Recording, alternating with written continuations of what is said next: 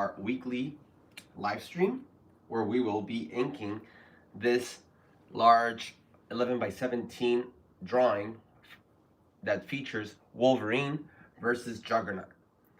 We may see here that it's already hatched in with some pencils. That's because I wanted to have some I didn't want to just wing it through the video. Here already I'm selecting a light source which is coming from the right through this angle. So I'll be inking through that, taking that light into consideration. And I wanted to focus mostly on inking, right? Not on how to start, whatever. So I'm gonna be drawing a little bit of pencil. Sometimes if I need to readjust a part of the anatomy, like there's some stuff on the legs that needs to be corrected, but that's gonna be super minor tweaks. I'm gonna be inking through the whole video. Maybe I'm gonna be adding some values and stuff, a little bit of gray ink. We're gonna try to finish this on one sitting, but since it's a bigger piece, it may be impossible to do so, but we're gonna try.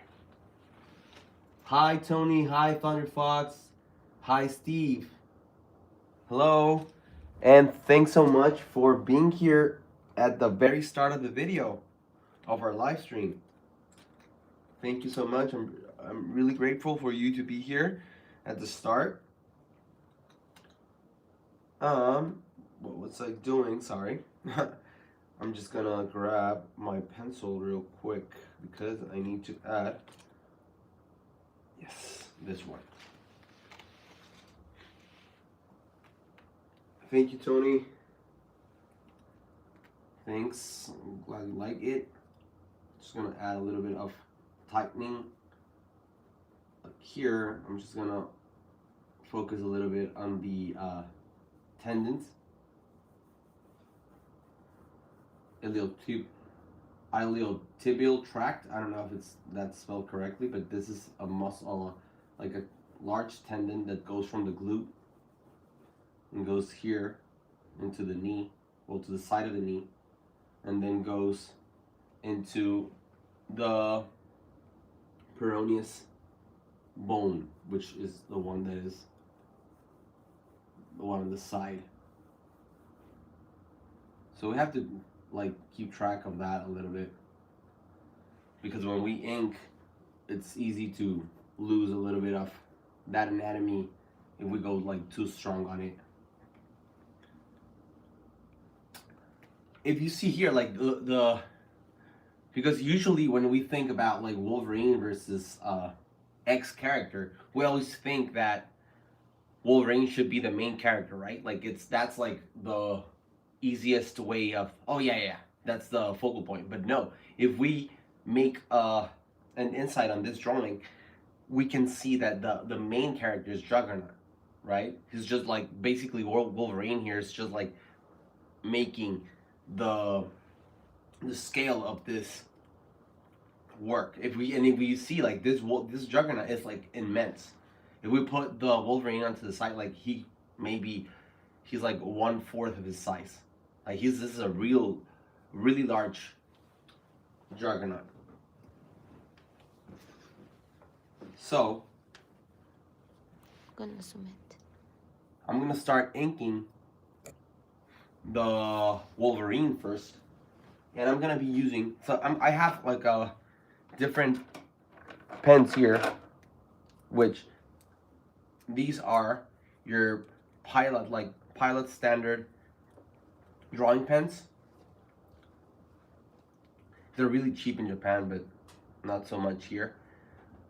But these are kind of broad, you could say, or thick.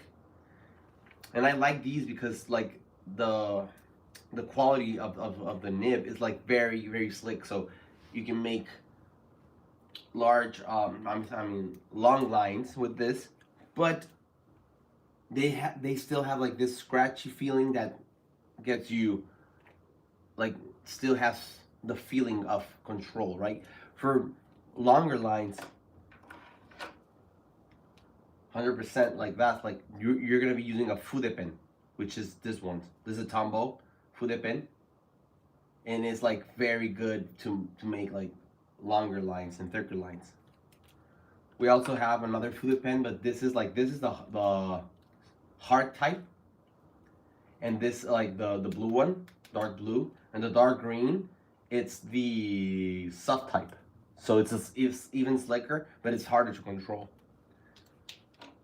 And here we have this like large brush that has gray and black. Well, this one's the black, and here we have the gray nib.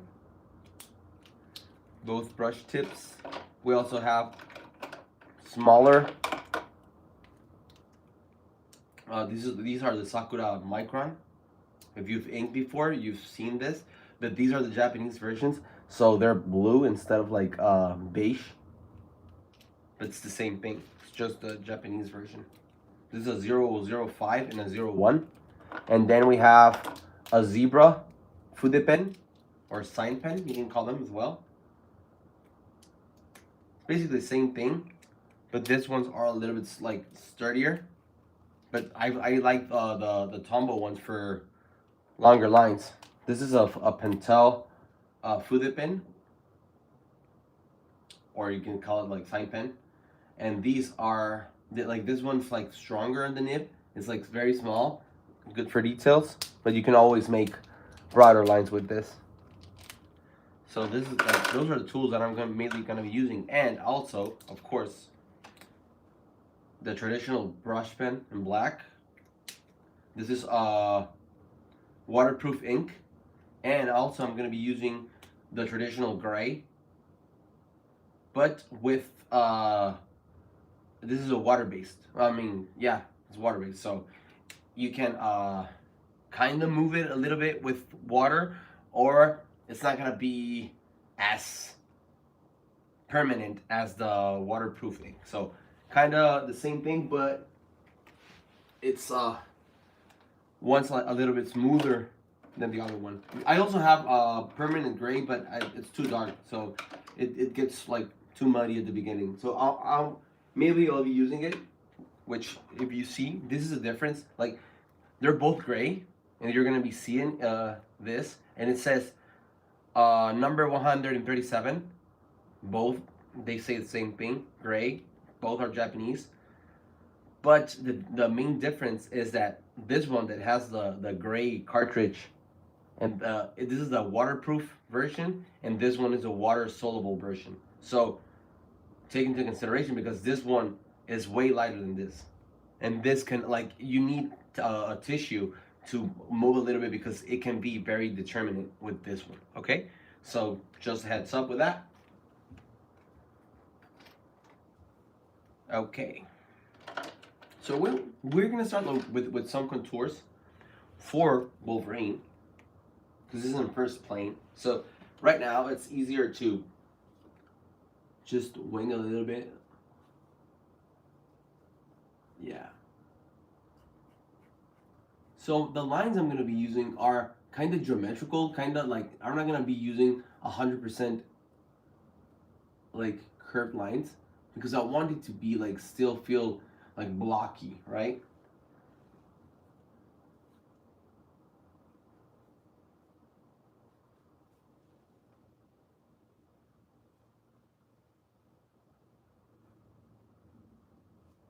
This one, I'm using the fude pen right now.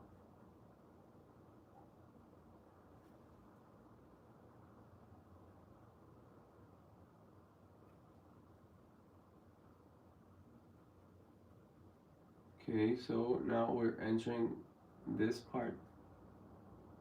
We're gonna be drawing. It doesn't matter if some lines are inside of the drawing, because they're closer to us, you can still use thicker contours for them. We can still apply the same line quality as a contour, because we are drawing an overlap. so it's still legit to do that. Okay, so I'm gonna be starting a little bit with this. And you see, I'm not using 100% like curved lines because I want it to look strong. Like,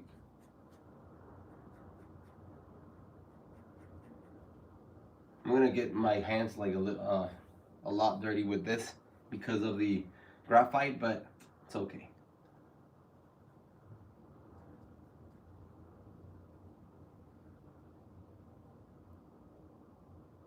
Some lines are harder to make because we have like an angle to the table, to this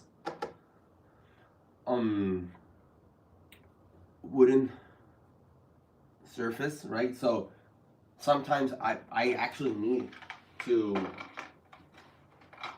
flip this to get better lines, get closer. That's the whole purpose about drawing, like knowing how to turn your paper. Otherwise you get like, there are some lines that get very hard to do. It's still possible, but you're gonna suffer and you shouldn't. So just draw. Thanks. Thank you. I already had this drawing ready. Oh, because this one is just for showcase for inking. So I wanted to have a drawing that I didn't want to make the whole thing here because it was gonna be a larger drawing. Next session I'm gonna be sketching from zero again. Would you like to see more of that?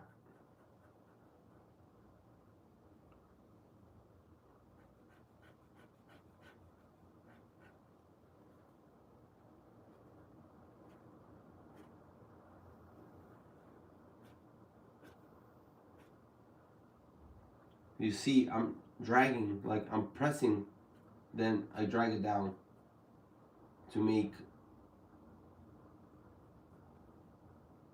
dynamic contours and not just have it like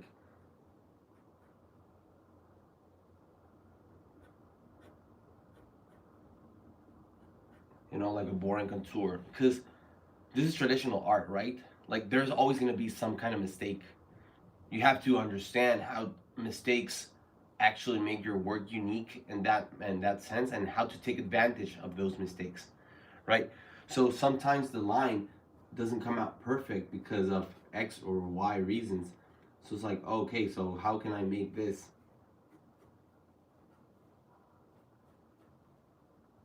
work to my favor?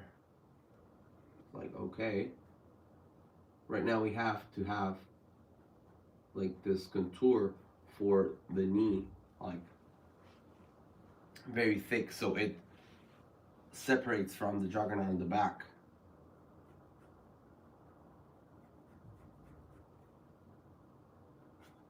But yeah, next one I'm gonna be drawing more. I'm gonna be making more tips on zero. The thing is that right now I have so much work to finish that I need to make a little bit of that work here on stream.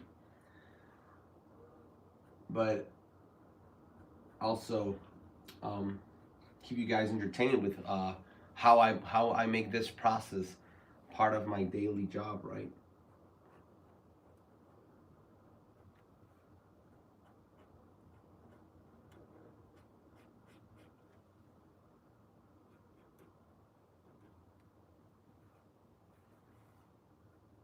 But yeah, I'm gonna be making a thumbnail for compositions. I know that the title was called that, but that was a mistake on my part. I'm gonna be changing the title's name for the video at the end.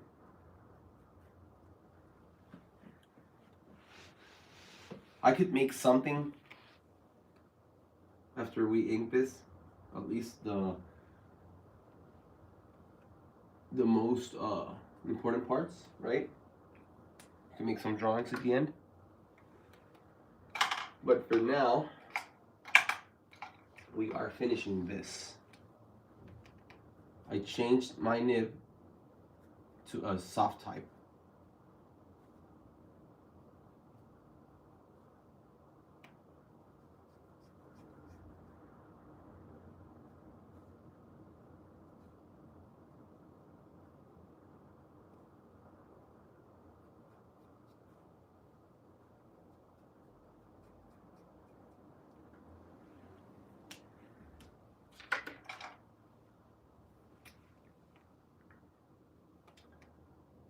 There's a lot of work here to be done with this, but right now, if you see, I'm following my pencil lines with a smaller nib in comparison, right? Just to follow my anatomy and the light source.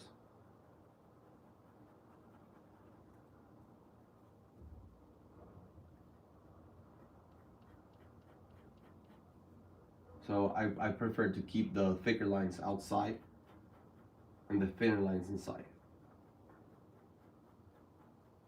Sometimes you need to put some thicker lines in the middle just to make like ambient occlusions for the light.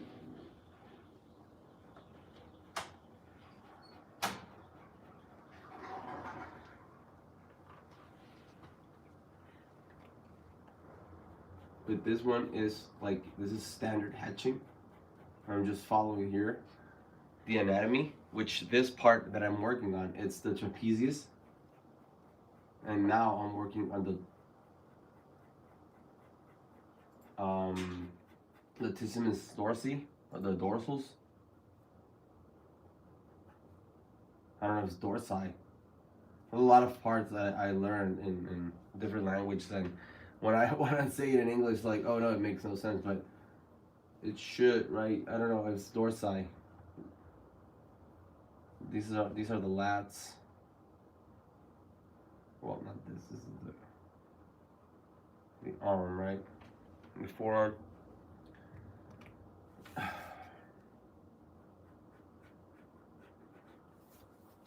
And I should be starting to add a little bit of the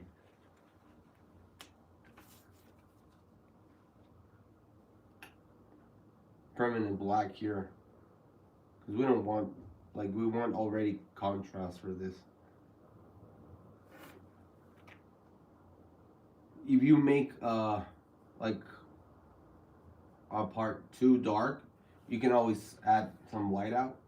It'll look different. Like, it's not gonna look as clean.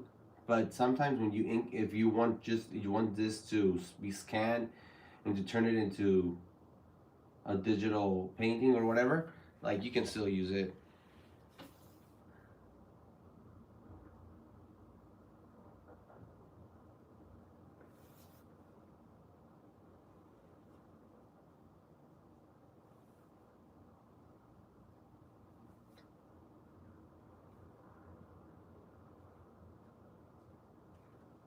For thicker lines, you can always use this one.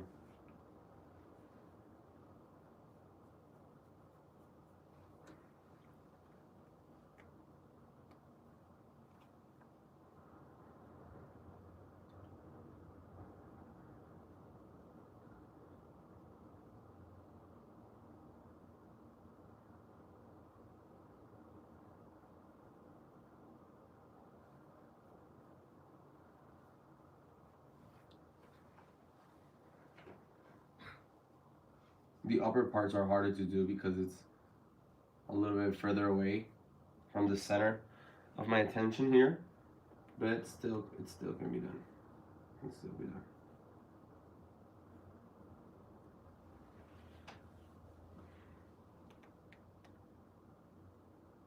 I'm gonna apply here.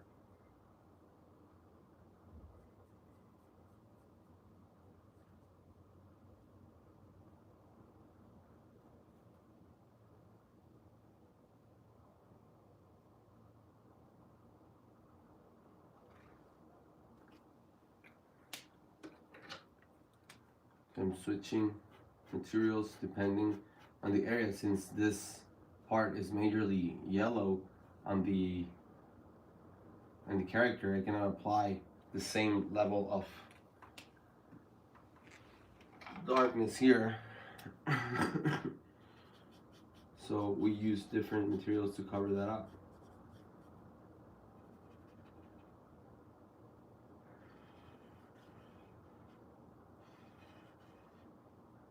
I'm going to be applying this gray here.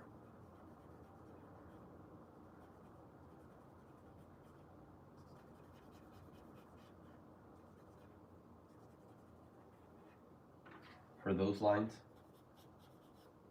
And even for the darker parts, I'm going to still add this gray. Even for the gloves. So now we have a full black part for some shadows, and we can still add this gray area for. So we have separate from the beginning which part is yellow, which part is blue, and which part is black. So even if we keep adding hatching, we already know.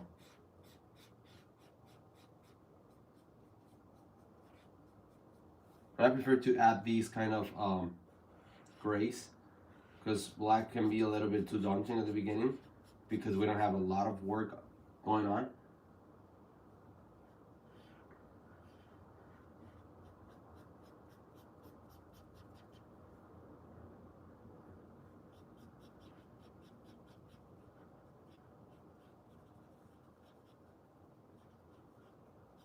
But yeah, I'm gonna be making some thumbnails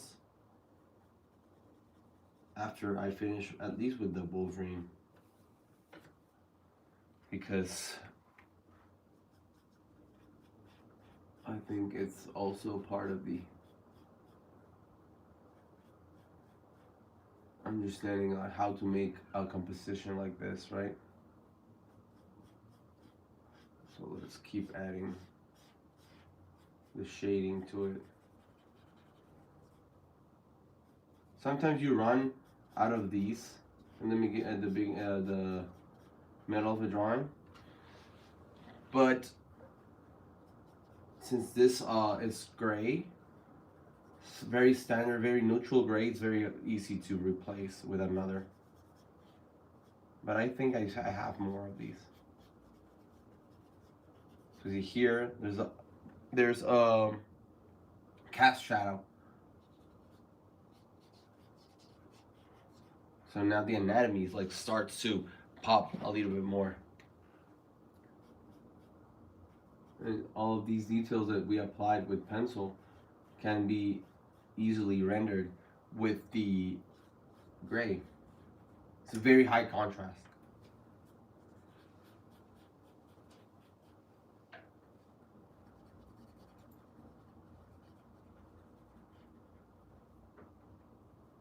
Here's a cast shadow from this part of the boot.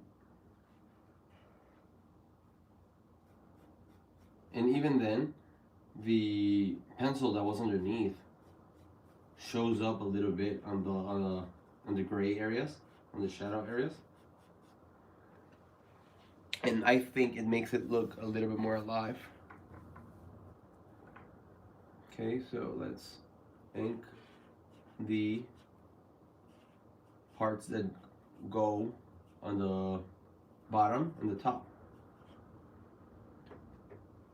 Tony says, so they started studying how to draw the torso, and when it's Smith and bleeding, he'll draw dynamic poses. I don't know, I never thought of doing that before. Yeah, the torso, it's because it's the center of the limbs.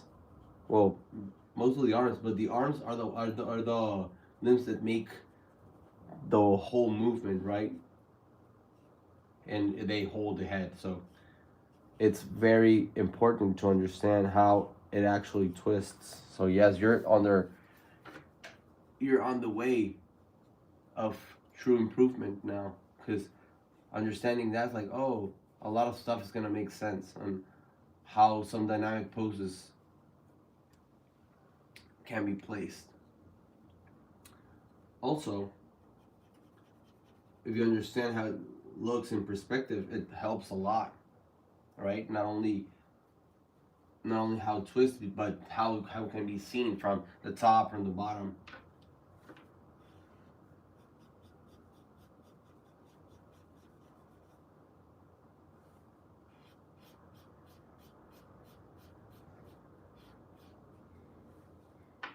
So now we have a stronger composition because we have the Wolverine in first plane, way more noticeable because we have the contrast.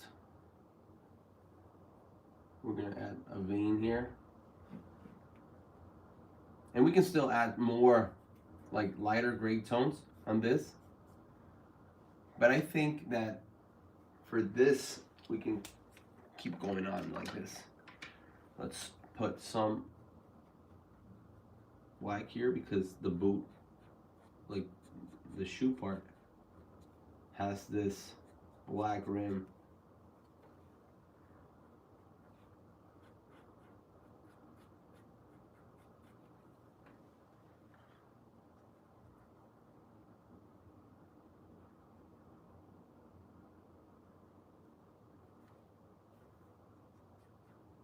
This part goes to that way, boom.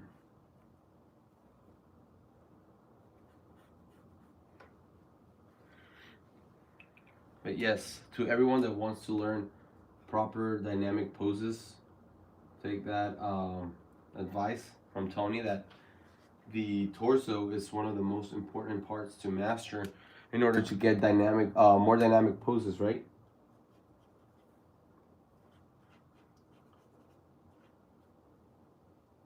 Here, the torso is not like very twisty. It's not twisted 100%, but the thing is that we get the contraction in the back, right? It's like constricted, super tight. So we get a lot of attention to that area because of that. So that's different, right? This is an like complex back anatomy, but it's still parts from the same principles.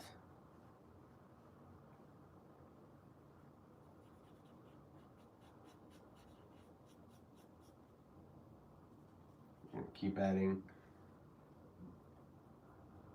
I'm gonna turn sideways here because you get more range using your pen like this.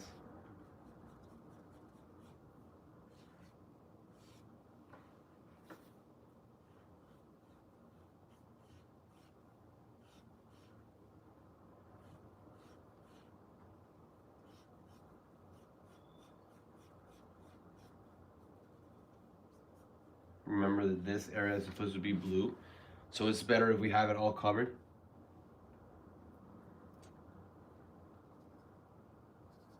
We can go back to using black on some areas after we use the grain tones.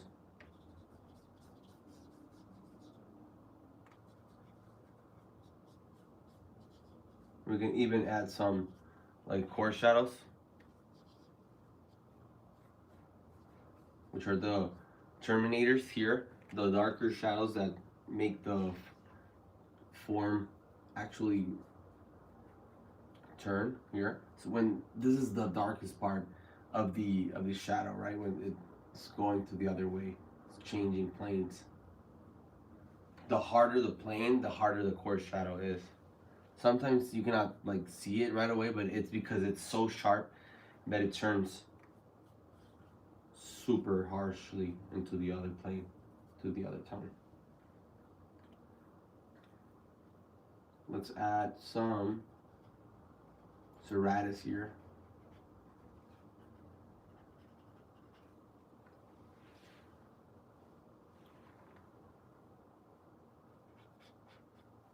So this is, we're inking and adding simple tones.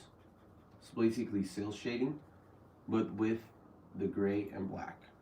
The contour helped a lot to have a solid foundation of the drawing. But now we can add a little bit more, because when you add a lot of like material on top of another, sometimes they blend on the same area, and you can lose some of that work.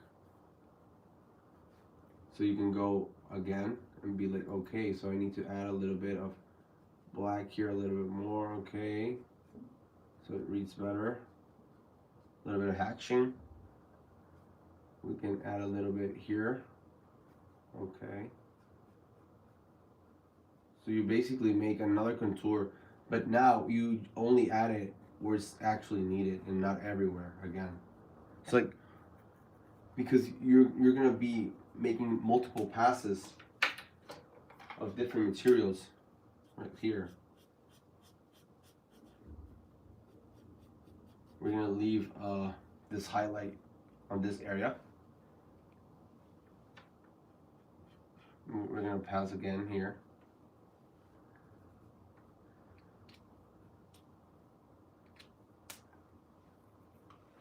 And now what we can do is start to ink the Juggernaut, but with a smaller batch of pens, right? So the Wolverine's like more, oh, we missed the claws. Let's go for the claws. But I'm gonna turn it sideways a little bit. So we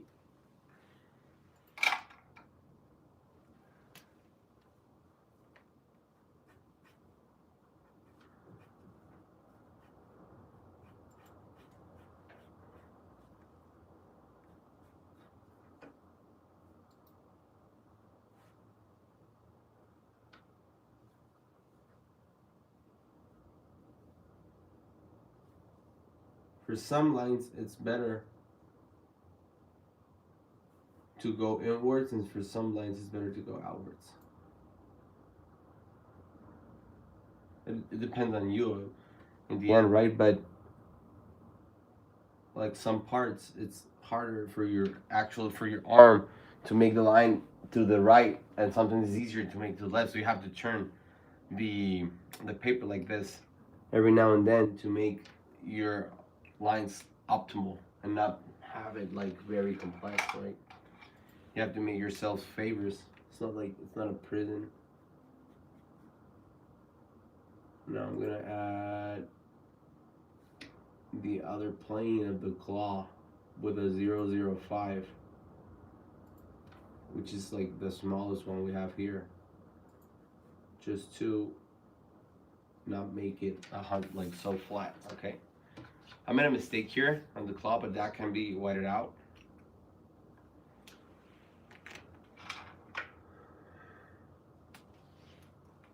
What else?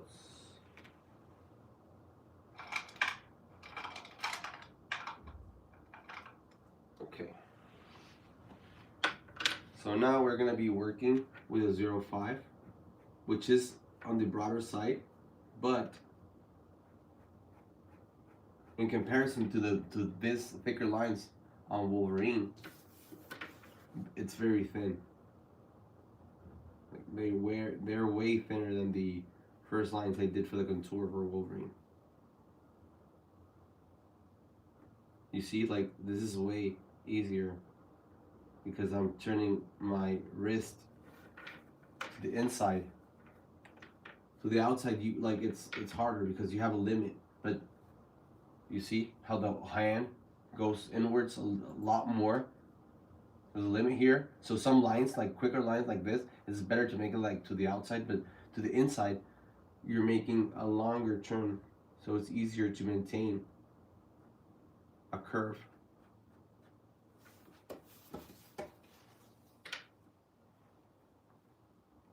For those that have trouble making lines, that's a very important tip to remember. Like, remember how your wrist turns.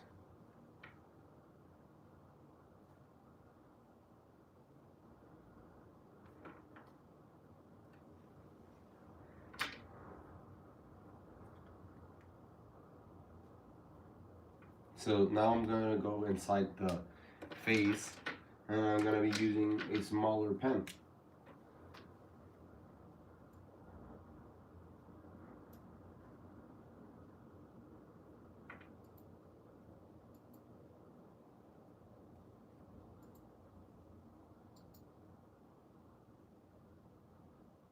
Because we're making teeth, we're making the smaller details.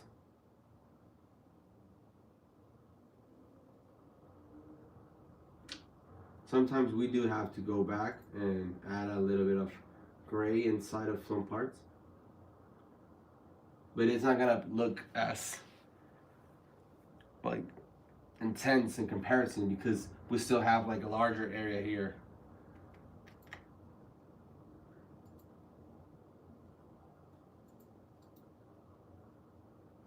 Making teeth.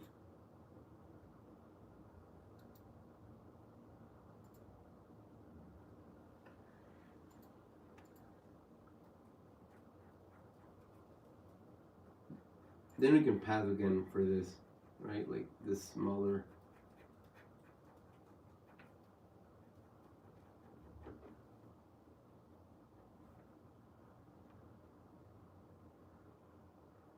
I know it's armor and it shouldn't have like wrinkles, but it looks better.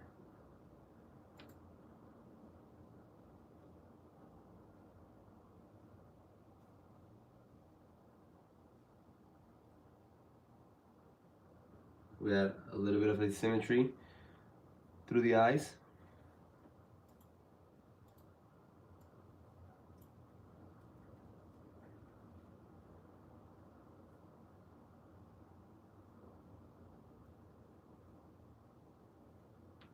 Now we have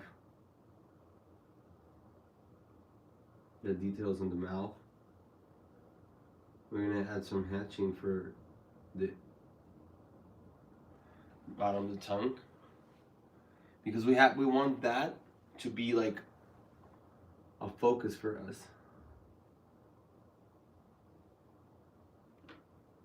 We're not adding that amount of detail onto Wolverine because it's like it's a focus. It's not like we're just trying to make sense looking at Juggernaut's face. This is the focal point. But we still see Wolverine clear. And we may even see him before, but that's the whole thing. Like, how do you focus in your drawing? How do you make focus? How do you make like both part interesting? And that's another part that is harder to explain because when you're putting two characters onto battle, there's always one that is going to be dominating the other. Otherwise, it's just like here, like a battle that it's about to happen. It hasn't started yet. But because we see Juggernaut's face, we see the dominance in his expression. We don't need to see Wolverine. Even if he was smiling, like the one that is like, bring it on, it's the Juggernaut.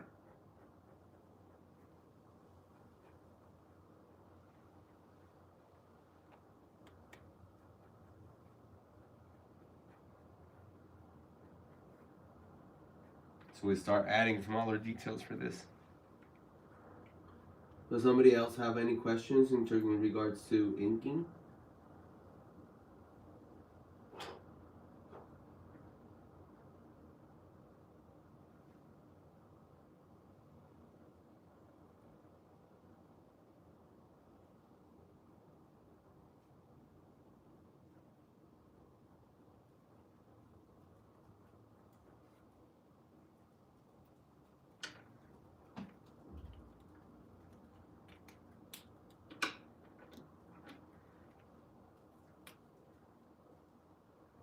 Yeah, we're missing here a line from Wolverine's leg, so we're gonna add it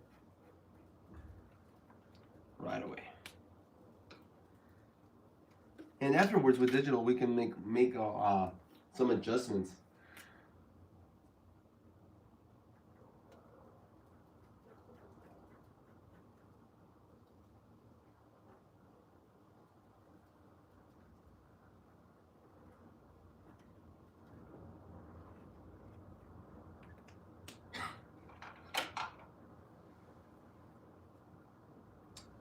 Someone says, can you name a few of the masters to study related to inking?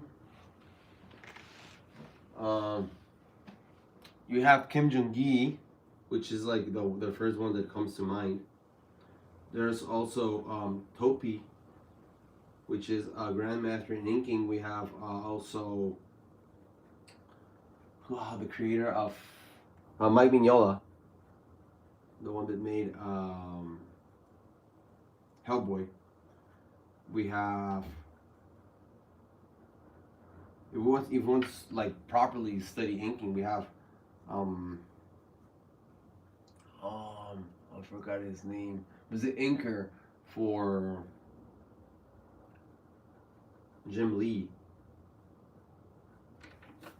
We also have, like, if you see like people that do both, we have also Ryan Otley, Miss Jisoo. Carl Kopinski is very good for in his inking.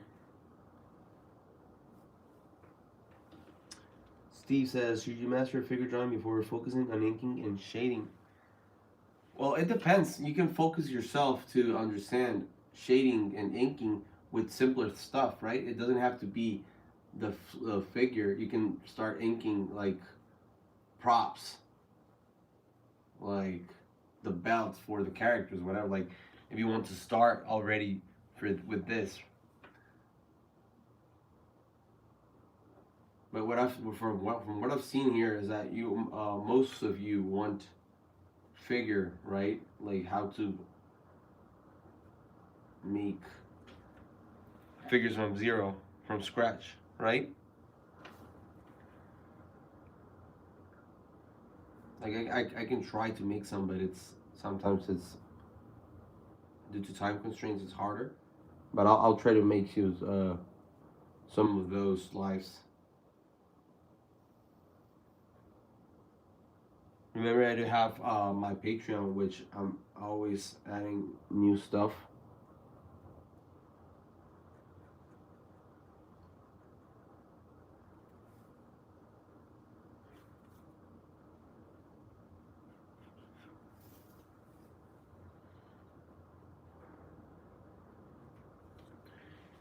So because of the value, we can see that the hand underneath, it looks further away than the legs. Not only because of scale, because of value as well. So we have to control that. How it's perceived.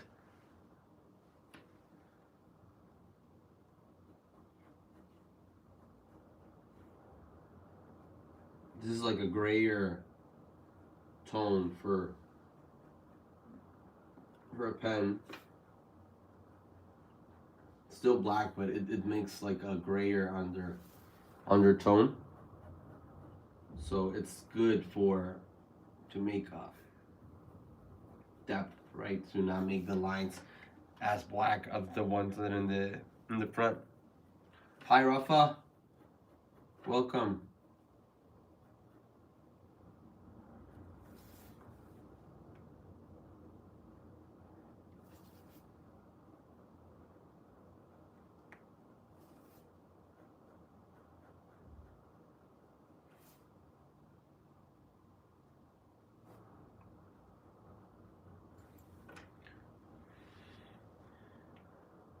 Welcome everyone that is joining in. Hello, hello.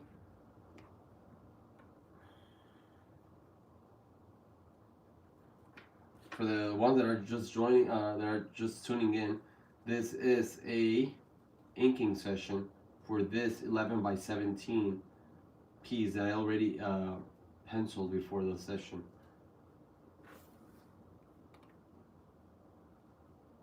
Right now, this pen, if you don't apply a lot of pressure, you can get lines almost as gray as the pencil itself. Yeah, making some X-Men stuff. Right now we need I'm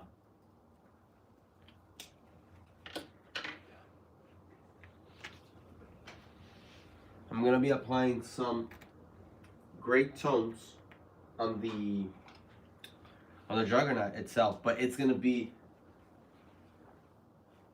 a lighter gray than the one that I'm applying with to Wolverine.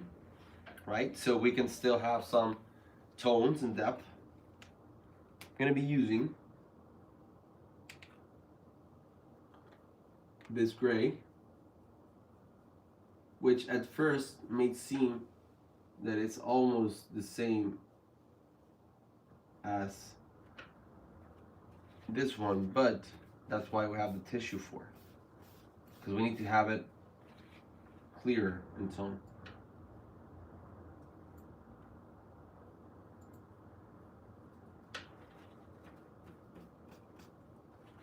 Because we don't want it to compete with the grays that we applied to Wolverine.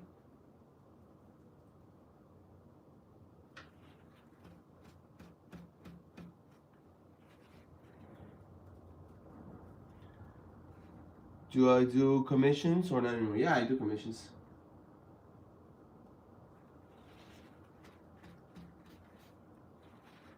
This is not a commission per se, but yeah, I do make some different sizes. This is the largest size I draw.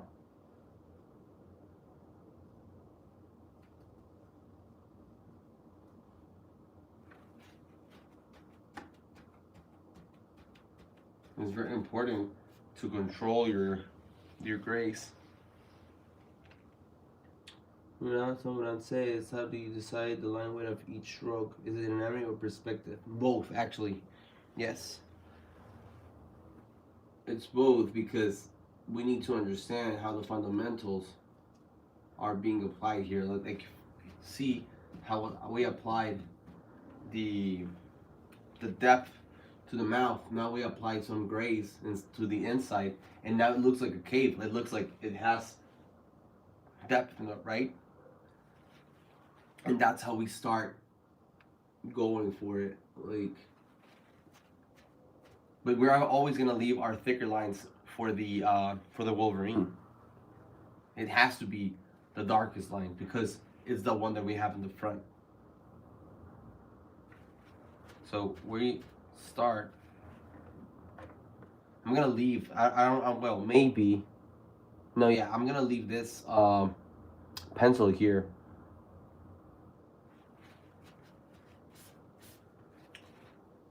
Because even though it has light hitting it, it still creates like this sense of depth from the leg to the forearm. Let's apply this, and we're also leaving our pencils underneath. We want that. Rafael says, I never understood how to ink with full blacks. It's always confusing me coming along from painting background where I can use all the values, right? Yeah, it's weird and hard. Like I've seen a lot of styles, and not everybody does the same.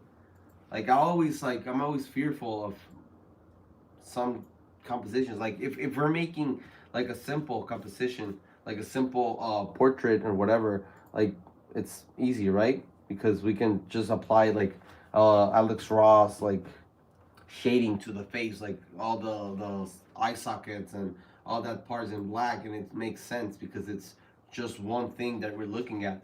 But when we have like all of the work, like depth and stuff and composition, and I think like I don't know how to properly use it 100%. Like I know I need a little bit of gray in it and not just full black because of that same reason. Because I feel like I'm overdoing it with some tones and I'm maybe losing depth with it.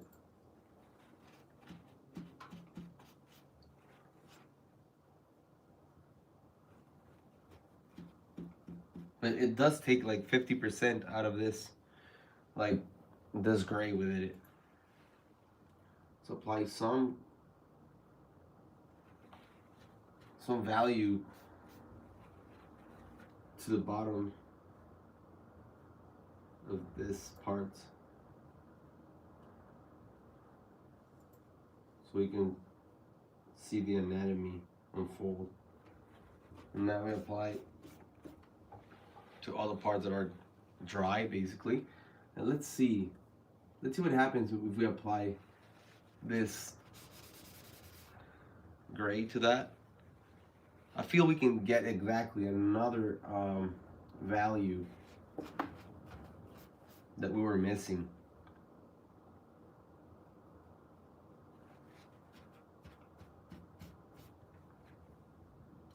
Since both are water-based, it seems like we're taking away a little bit of the bottom ink, but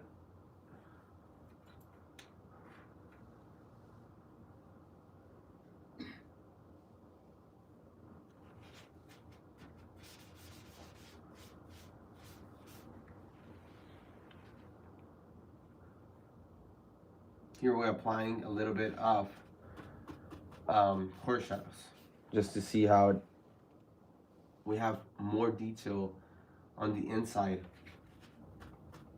and it's not only a flat shadow.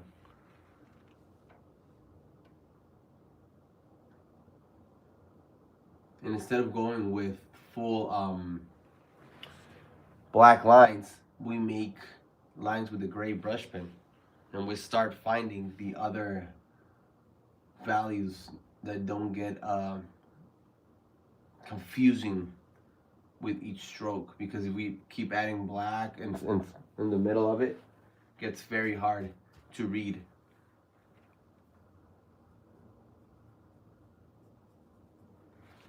So those lighter areas are actually going to be covered with gray, but now we can still see the light on that area, but it's a little bit dimmed.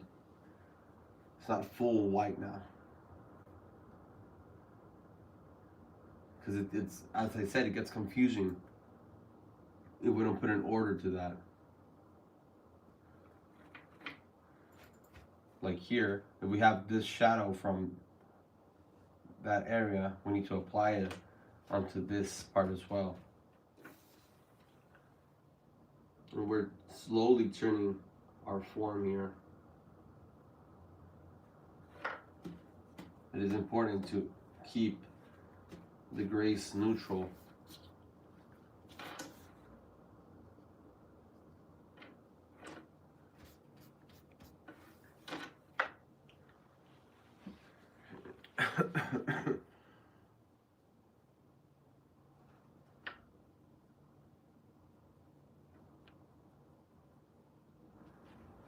You see, if you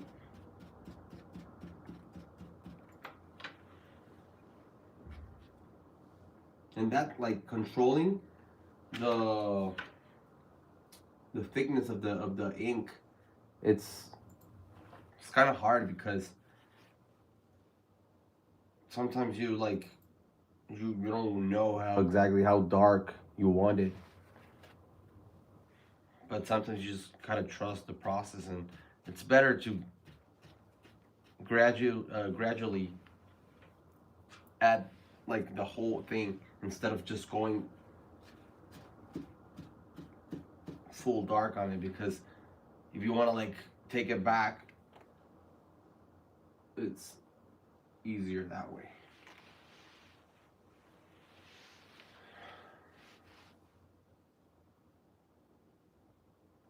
So now I'm gonna ink a little bit of this with gray and make those ambient occlusions become the lines.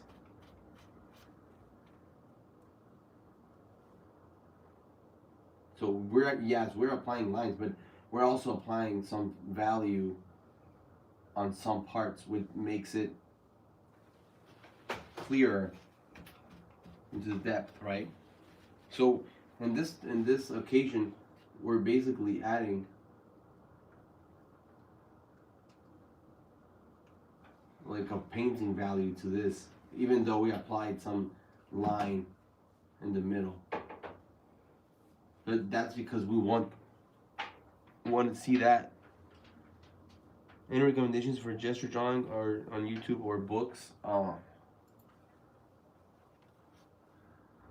It's gonna be Michael Hampton. Michael Hampton is the best for gesture.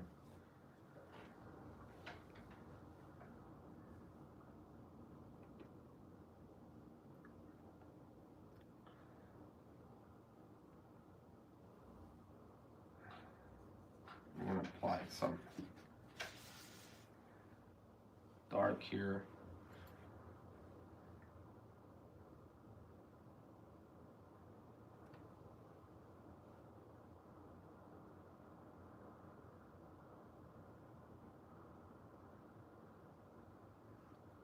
Roku has some gesture drawing on his page.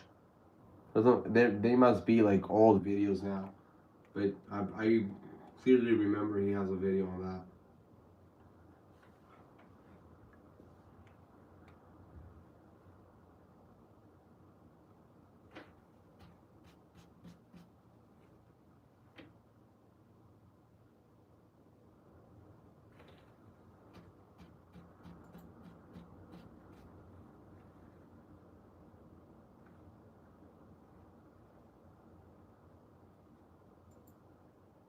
We're going to keep adding those lines with this brush pen now. So some lines will turn into value, and some lines will be like that. We might need to add them afterwards, like some lines, some black, full black lines. But if we keep doing it like this, we're gonna be finding a more appealing Juggernaut than if we just make the whole lines like straight up. Because now we have like this sense of focal, like we're having like a little bit of lost edges here. And losing the edges is what makes it okay. Our like a true focal point.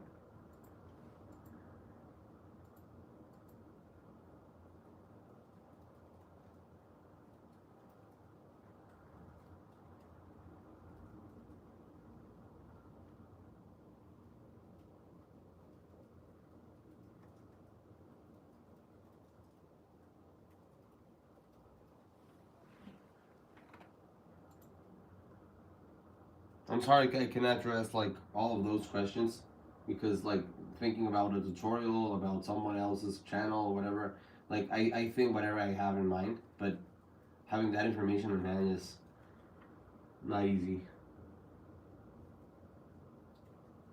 You can always ask ChatGPT and it's gonna give you some like really good insight to that. Like who are the top artists that do this, blah blah blah, and then you can check it out from there because right out of the top of my head, I don't have too many. But Michael Hampton and Proco are really good for that.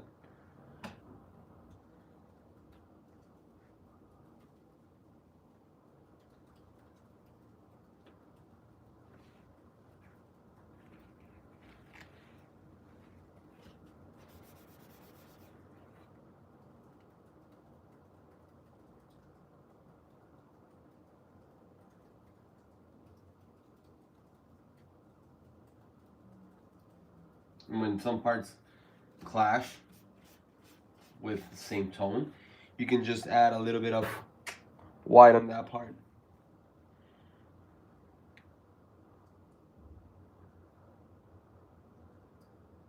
Right now we're going to keep adding the same hatching we had with the pencil, but with the brush pen.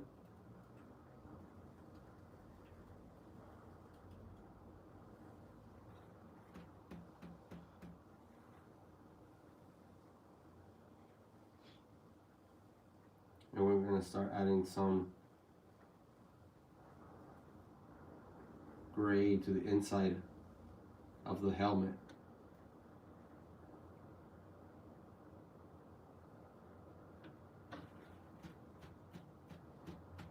And this will create a sense of depth again.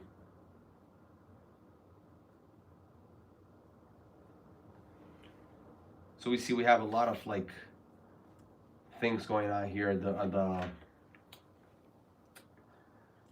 gonna say in here, right? Like this area is for the ground, like the debris and from the rocks and such.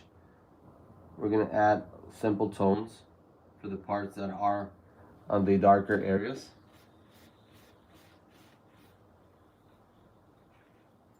but we're not gonna use any full black lines other than the ones we have on the Wolverine.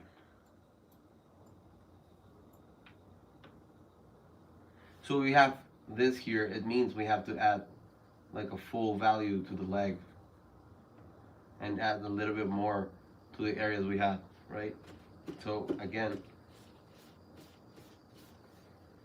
we keep applying this because we need to see which areas are being casted with shadow.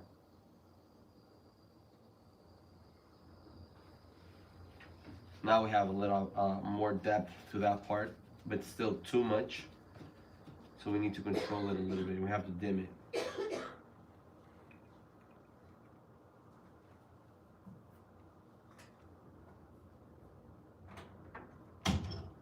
Alfred is thinking way too far back when he was a big student, studying gesture 15 years ago. Oh yeah.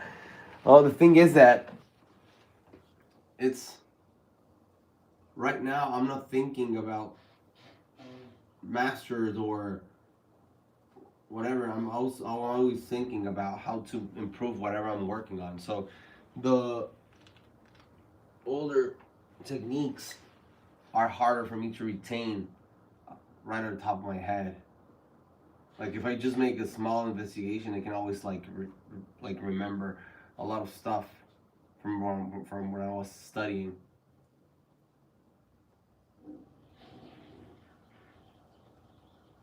And right now, what I'm offering here is like this part of inking and how to like make some stronger lines and make that. So if someone has questions with this, I can answer those easier right on the top of my head.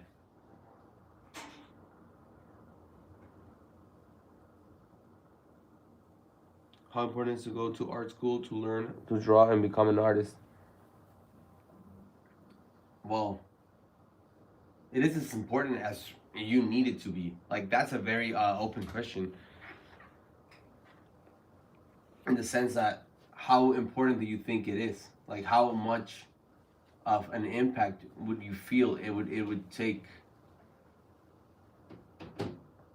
Right? Because you can go to art school, but if you don't apply yourself and you don't study on your own and you don't like get the books, understand the terms and stuff, it in the end it doesn't matter. So it's always up to you. So it is important, yes, but if you can manage to do it and you're disciplined enough to understand how that goes, you can make it on your own. It is important to study art, yes. It is important to study, yes. That's the most important thing. Where to study it, if it helps going to art school for you, you should do so. If you don't have because some art schools can be very expensive, and you want to spend like that amount of money for art schools, I get it.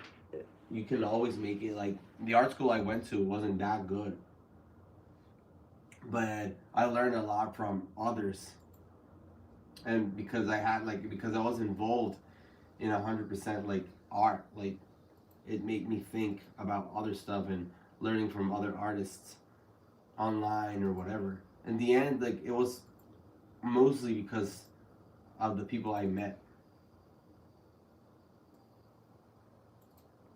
Going to shows, going to conventions, getting inspired, getting books, mostly from books. Like learning anatomy, learning from books, 100%. And when I was already understanding more complex stuff in anatomy, I started teaching, and teaching made me reassess and re-understand whatever the hell I was trying to explain, right? So yeah, it depends on you.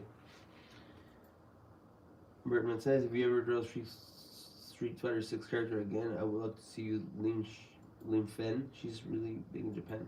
Who's Li Fen?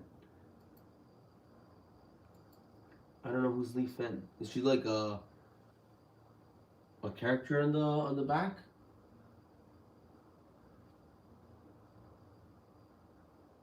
Great drawing. You're using great ink for the values. Yes, I'm using water soluble gray ink.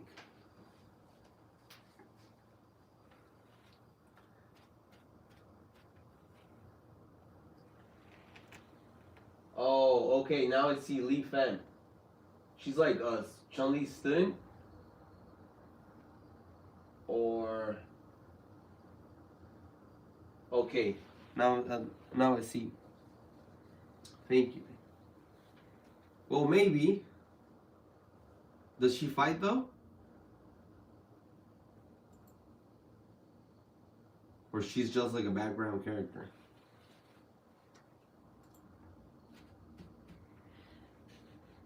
Raphael, how do you maintain extremely clean lines when inking? It is a preparation or the mindset, or just pure draftsmanship? It's both, right? It's always like it depends. Like it's patience. I believe it's patience. That's the hardest part to maintain for almost any artist. Like because to get good at something, you have to have patience for a lot of stuff. And not only that, like I've had trouble in my life, like getting to where I am because I wasn't patient enough. When I was already making like the correct steps right now. But I'd say for a finished drawing it depends, right? Because you can make like Kim Jong-il level drawings with inking, but if you see it, like it's not gonna be the same as another artist that makes like super mega clean lines. Like it's always very hard.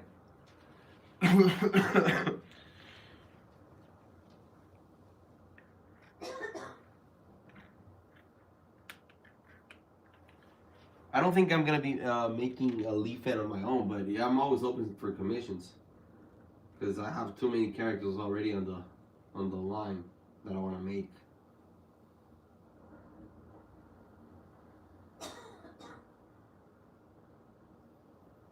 Like see here, I put some ink on it, but I use a different method to apply the ink. It's like I opened the nib a little bit more to cover bigger areas. But what that makes is that it opens a little bit more than you want. Like you have to reassess it again, put it back. Because if you leave it like that, the brush gets a little bit damaged. You have to be very careful. Like you can use like a brush pen for a very long time, but you have to be cleaning it and not overdo some stuff that you could do like with other types of material. Unless you have like a lot of brush pens. Lee Fan is also trained by Chun-Li, so they have the same fighting style pretty much. Okay, so she does fight, like not only like tech stuff, like she's a fighter as well. Like is she young? Is she younger than the twins, like Yun and Yang?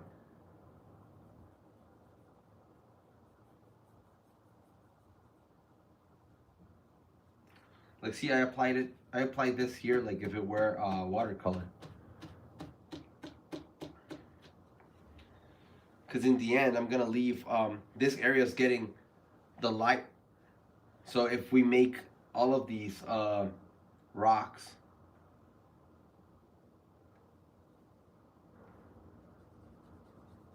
and shade and shadow, we can get a lot of depth, and we can keep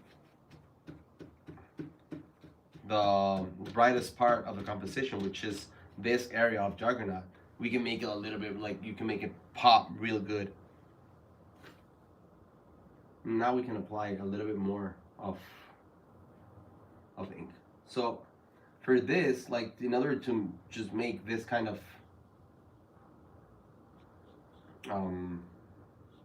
commitment with the ink, it's because I have like a lot of cartridges for this. Otherwise, I wouldn't be using it like this because you can run out of that like in the middle of a drawing. But I do have a large stock of gray ink, which is not that easy to get right now. I don't know why, but it has gotten harder to obtain for some reason. Maybe it's me hoarding all of it. She's the same age as Sakura from Alpha series now. Oh, okay.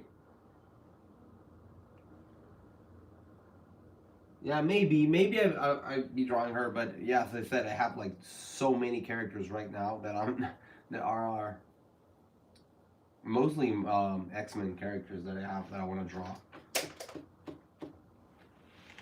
But if it does happen, it happens. And if you want a commission, I'm always open for that. Okay. Raphael says, I was always surprised how loose and rough the final inks are in Vagabond and Berserk. Always maintains more flow, but much rougher than Western comics. Yeah. Well, you know that Ikeno, right? He's insanely good with that. Or for Vagabond. And the other, rest in peace. Terada? No. Miura. Kentaro Miura. Yeah, and it always depends. Like you can see those comics and see how they keep improving while it goes. So if you see like even if you see like Invincible, Ryan Otley's work, how it has evolved through the ages and has gotten better. Sorry. It's a natural process, right, of art. Sometimes you get your chance younger than other artists, and you start doing professional work when you're like extremely young. And sometimes you make it when you're older, but you like the ones that start older, like they break older, but they start drawing like since they were younger. You can see like how the experience was there, and then it just like pops and becomes like, how did this artist come out of nowhere? It's not nowhere. The artist was like training like crazy.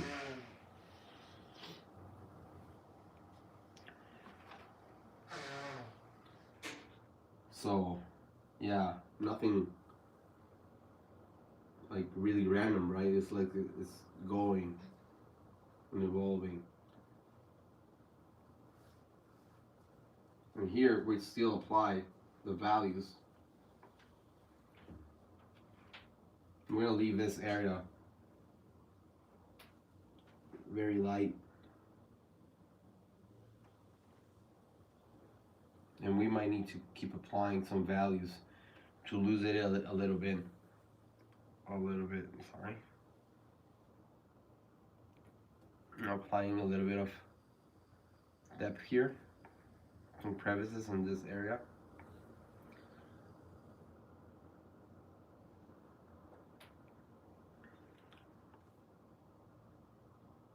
It sounds like y'all sick. Oh man, I don't know what happened here in this area. And the weather is so bad, like it's so dry. And it's January. I don't understand how this happened. Like it's supposed to be cold, as so cold. It's supposed to be very cold. It's supposed to be more humid than this. But I don't know, like all of this like Santana winds and stuff that goes in, and it's like destroying our lungs, what it is. Like it's been 2 weeks now. 2 weeks with this. I don't know how we can get rid of it.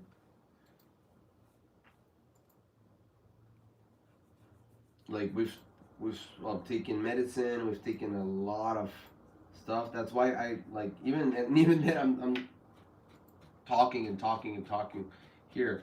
I don't know if it helps. I don't think so.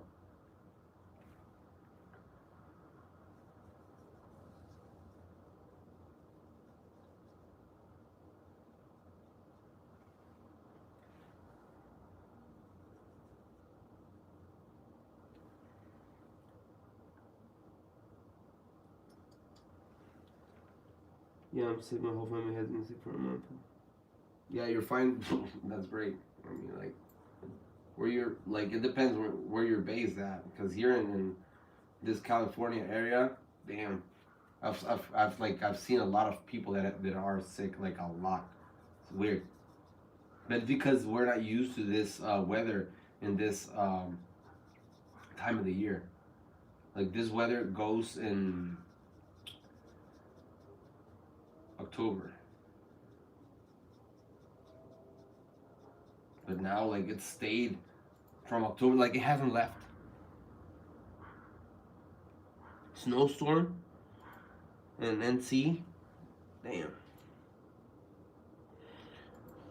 88 degrees and dusty today. Yeah, yeah, it was so hot. Like, it's weird. Like, it's January. Like, come on. Yeah, I've heard, like, there's, like, so many snowstorms in the East Coast. And I've been in the East Coast at this time of year, and South Carolina. I've been also in North Carolina, like in January or February, back in 2015, 2016, when I was playing Yu-Gi-Oh. I went to some YCSs and whatever there, and it was so cold, so humid, but it wasn't snowing. But I know that areas that gets stronger. Purple haze here in Spain. We're having the biggest rains in the century. A palm tree fell in a what?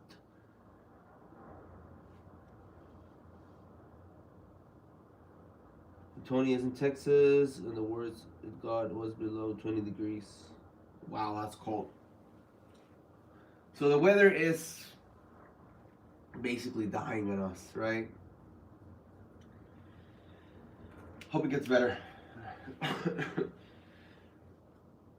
Hope it does get better. I think it's gonna be like 2 more weeks of chaos, and then it's gonna start dissipating. That's my call. You can call me crazy if you want. It'll only get worse. Like, yeah. I know what you mean, yeah. But hopefully this year gets better. Yeah, climate change and that stuff will eventually. Wow, it's bad. Yeah. And the climate change will get us.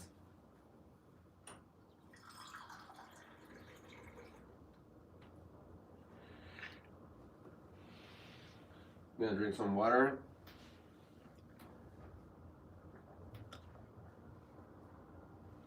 We'll all be fine. Oh, trust. Yeah. I mean, we're gonna be good at points, and there's always gonna be some extreme, like extreme weathers. I know we're gonna like be good. I'm very optimistic. Like, it's not gonna be a destructive force of nature that is gonna take us. I don't think. Hopefully not. Right. But it's just that some parts have been worse than others, especially the northern parts of the countries. I don't know how it's in Canada, but I think it's gonna pass soon.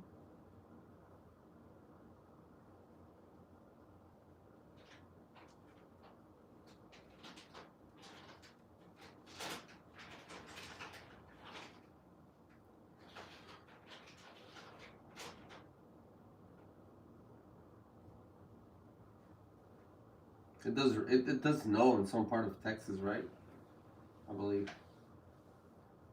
Like right now, we are adding some smaller details with the brush pen to get uh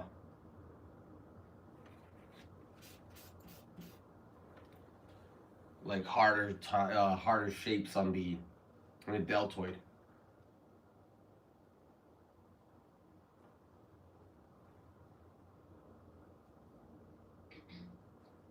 We're gonna get like more rocky shapes here in this part of the deltoid.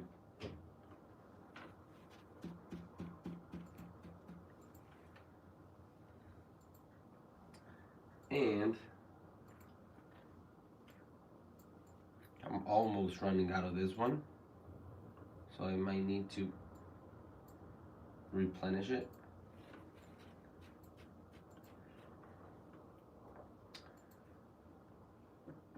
I'm gonna grab something real quick. I'll be back.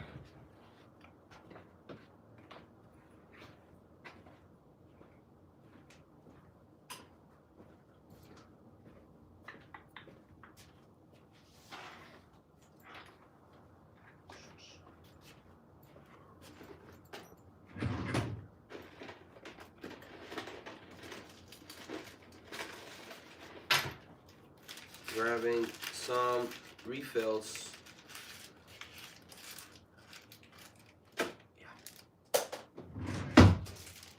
And some water brushes, because I might need to make like a gradation for the background, because I don't want to make it as dark as the tones have been putting on. So we might have, like, this is in case I run out. These is how they come, right? So I'm just gonna like twist this off and put that one in, and it's just, this one's 100% new.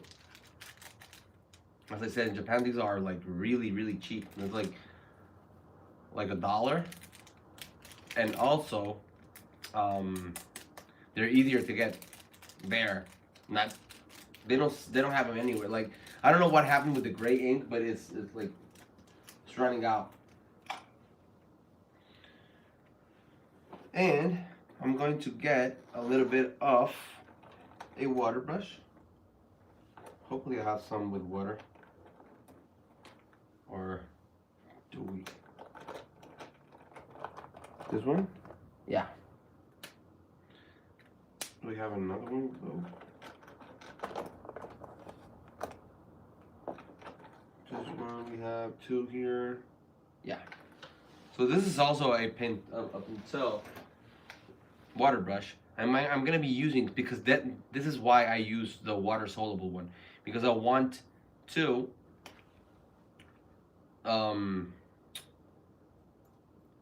like smudge some of the ink that I apply. So I'm gonna be placing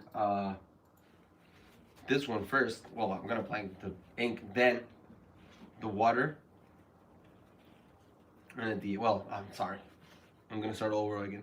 I'm gonna do this one, then I'm gonna dim it a little bit with the paper, then at the end I'm gonna smudge it a little bit, okay?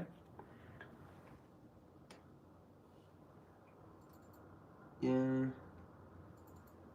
I just finished Vinland Saga. Makes me realize how good we got in the 21st century, but also the more things change, the more they stay the same. Yeah.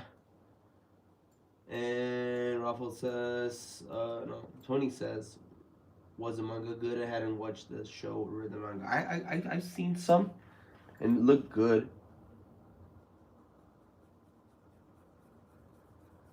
So here I'm applying like a whole set of ink here, and then I'm gonna apply the magical tissue here, and then I'm gonna take it a little bit away. See, starting to get a little bit clearer. This paper is not meant to be for watercolor, so you cannot overuse it. Like, you cannot go crazy with the water here.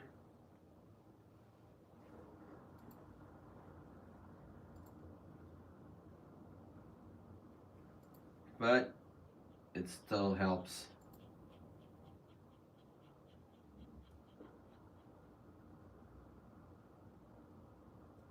And now it has a little bit of gray in it, and you can use it for someplace else.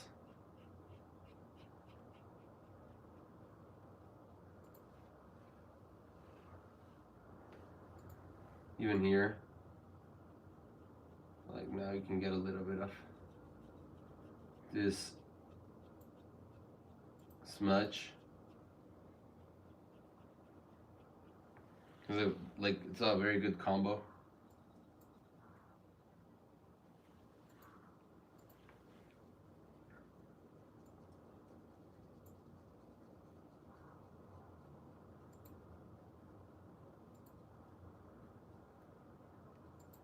Like it smudges all those very rough lines that I made here.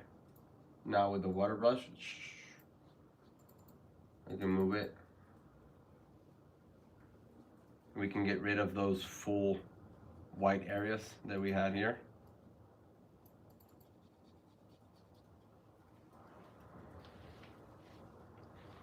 So we're just basically applying value on top of value on top of value here. And then we're gonna apply a little bit of a darker line here, just to make a separation between one area and another.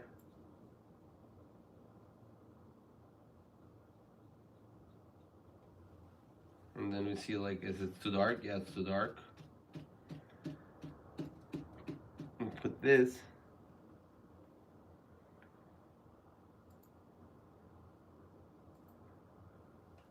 And we keep going with our gray lines. I left this area for the signature.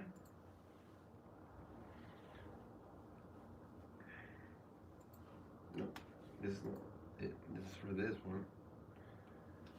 And we have this one.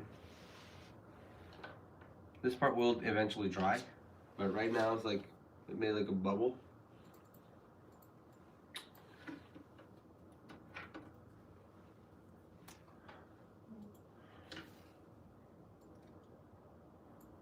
I'm gonna put a little bit of this so we have like a north on where our signature will go. This is important because it's also like part of the composition itself.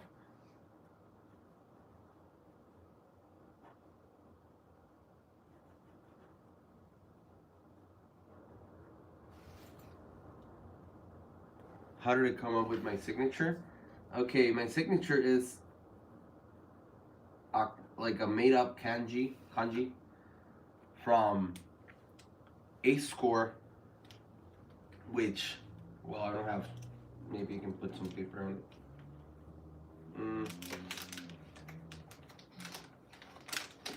I don't have paper with me, like extra paper, but I'm gonna use this. So, AceCore. Let me just grab. This one's better.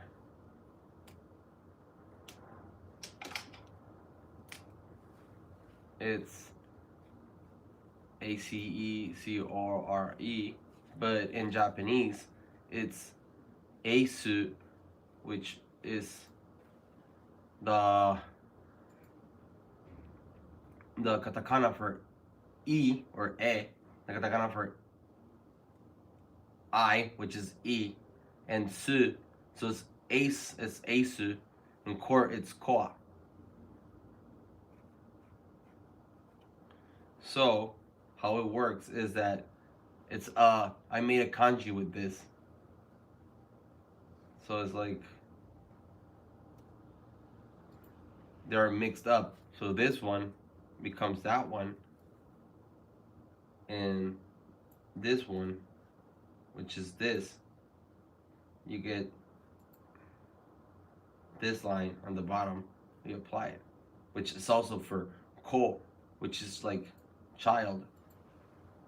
So it's like ace child as well. Like because you're always, like, if you're an artist, you're always a kid, right? Because you're playing with art and you're making yourself like always to be amazed with the world.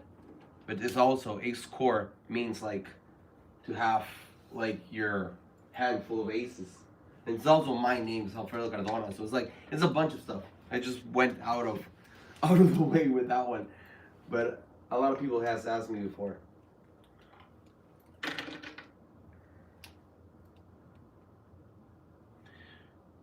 You got any other hobbies besides art? I used to play card games. Right now, because of work and because of a lot of other stuff, has gotten hard. But I do still collect cards. I play occasionally. I play right now Pokemon Pocket, a card game. Not a lot though. Just mostly collect. And hobbies is like also collecting art books and looking at it, like getting references. Like it's all connected to to the art world. And we also like to travel a lot. My wife and I.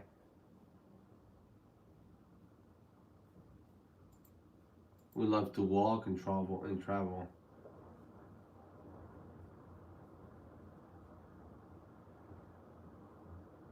I'm gonna apply a little bit more of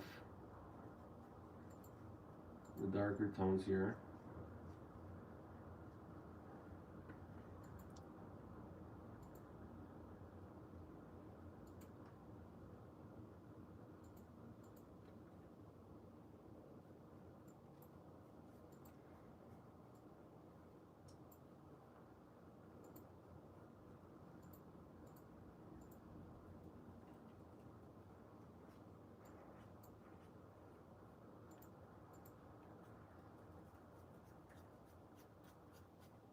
And we're not applying a little bit of darker tones here because now we have like this gray area that has been covered.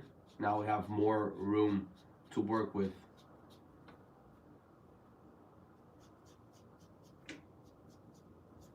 And that's how it works. Like you still like see what needs to be corrected in order to be like, oh, this is gonna be darker, this is gonna be lighter, this is gonna be has to be sharper. Because at the beginning it's like, oh, this is done. It's already good. Like you can just leave it like that. But as soon as you keep adding stuff, you see that other stuff needs to be readjusted. And I haven't added any like whiteouts yet, but that's gonna be for other video because it's already too much.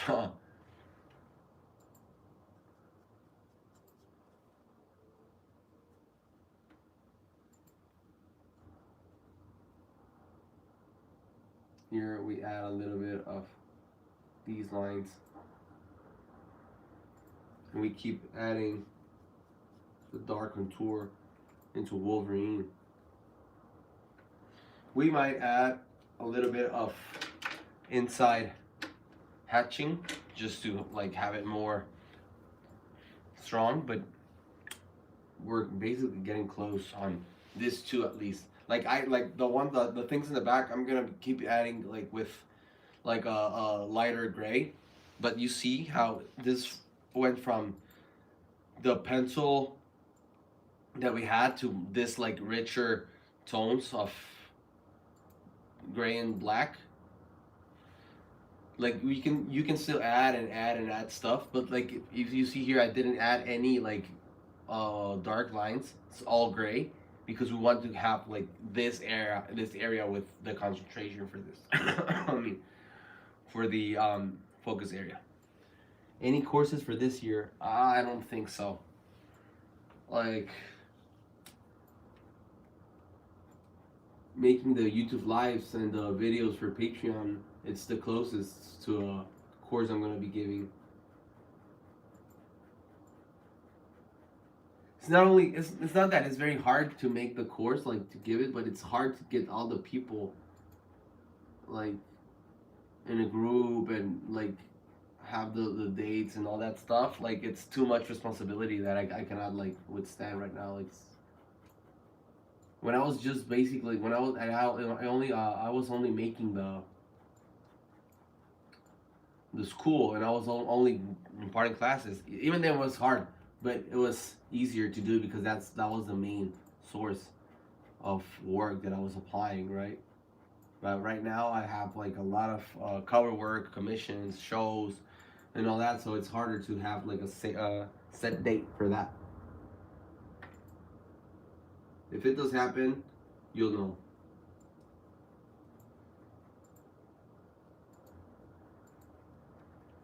I want to make one for eventually, right? Not this year, or at least not, it's not in the plans, but to make one for anatomy again. But it's gonna be what's it called? Like focus on male anatomy mostly, and then make one for female anatomy, because it's like if it's too many things at the same time. It's like too much information. So I like it to like cut it down a little bit.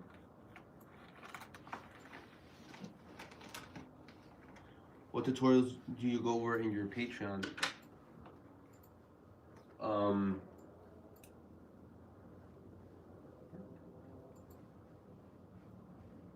Sorry, I'm just gonna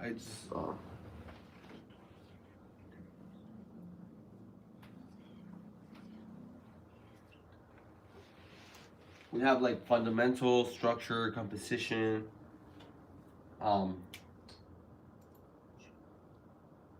We have. I'm gonna put some links on the description later, and we're gonna apply. I'm gonna put it on my Instagram so you can see better.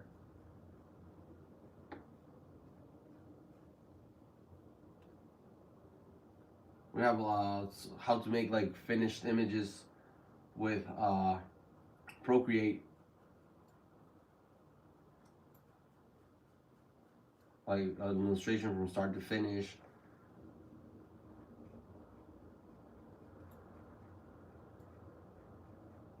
And right now I'm putting some copics into this.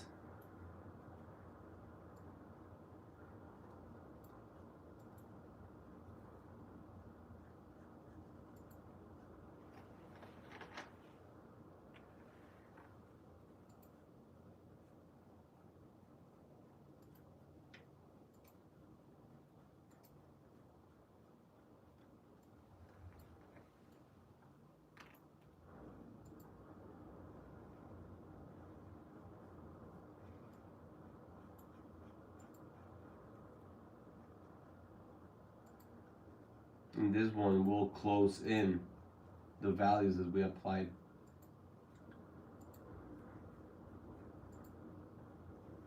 It's closer to the tones we were applying. It's gonna have like a mixtures of grays, but it's helping like close this in.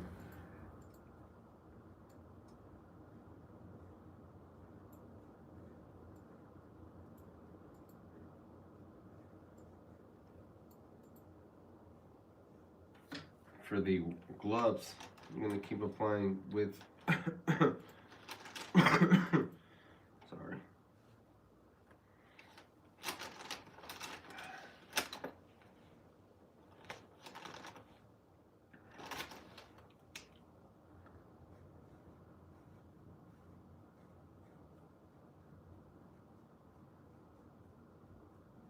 Kind of the same as the one we have, but now we have like a stronger foundation for that.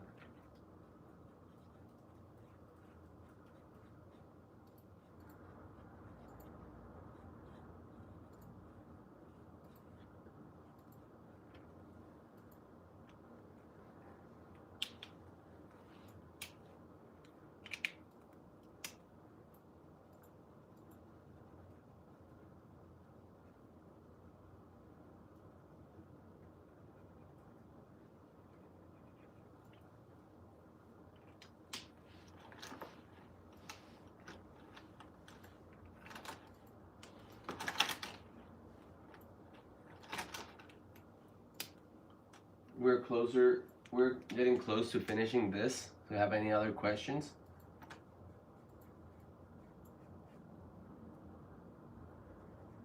Next week we're gonna be drawing from scratch, because it seems like it's the thing that you want to see the most. This week was like, as I said, like focusing on finished illustrations rather than starting one.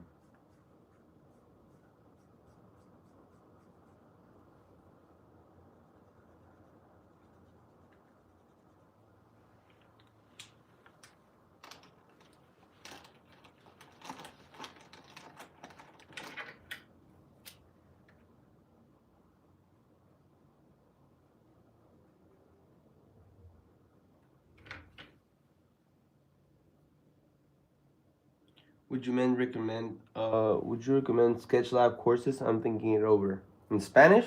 Like, cause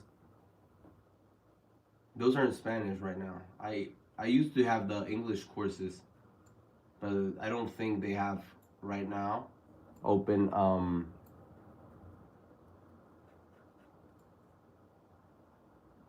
any in Spanish? You mean? Like they have very good fundamentals for Spanish tutorials with teacher Nano. He's really specialized in fundamentals, and also he has a gesture one, but it's all in Spanish. That's great. Well, yeah. If you want to, like, what courses are you interested in? I believe as I was saying, his fundamentals course is really good, and I believe it's gonna start like real soon. I don't know. I don't know exactly with exactitude which courses are he's opening right now, but he should have one for fundamentals, and he's like really good. So if you have time, you want to do that, do so, because you're not gonna regret it. I believe it's one of the most passionate teachers I've ever met for newer artists. How many issues with fundamentals and understanding shape and space? That's the course for you then. Go for Fundamentos del Dibujo with teacher Fernando Garcia Padilla, Nano. Tell him I sent you there.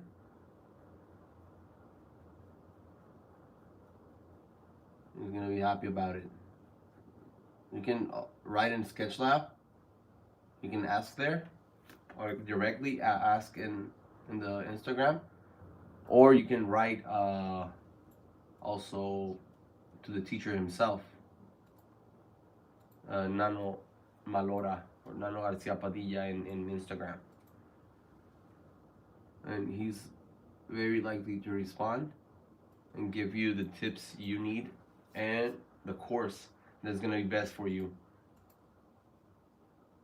I've seen a lot of people. Exactly. He should. I'm gonna be also like giving some tips. I'm sorry on that, but I believe like if you have the opportunity to go with a teacher and explain it when like exactly how it goes and like to have a chat and also see other students, I would take the chance if you can get it. I'm a very advocator of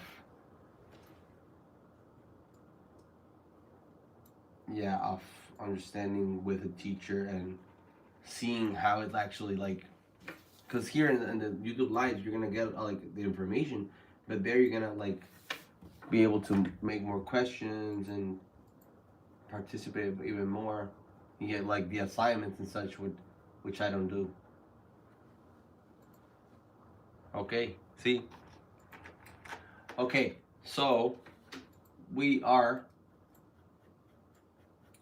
about to close this. There's a lot of more details you can keep adding to this ones, so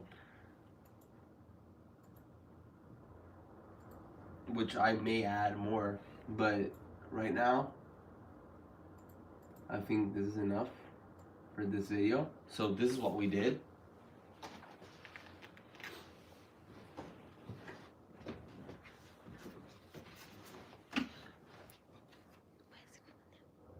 We're gonna make a panning of this, and we will be looking ourselves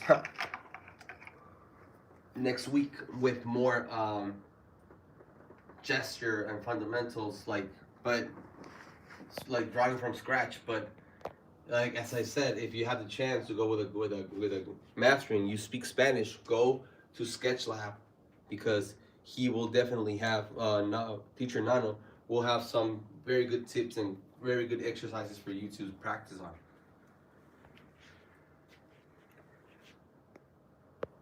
Good night. Have a good night. Have a good one. Thanks again for joining in. Thanks for commenting. Thanks for being here and supporting the channel. I will see you next week.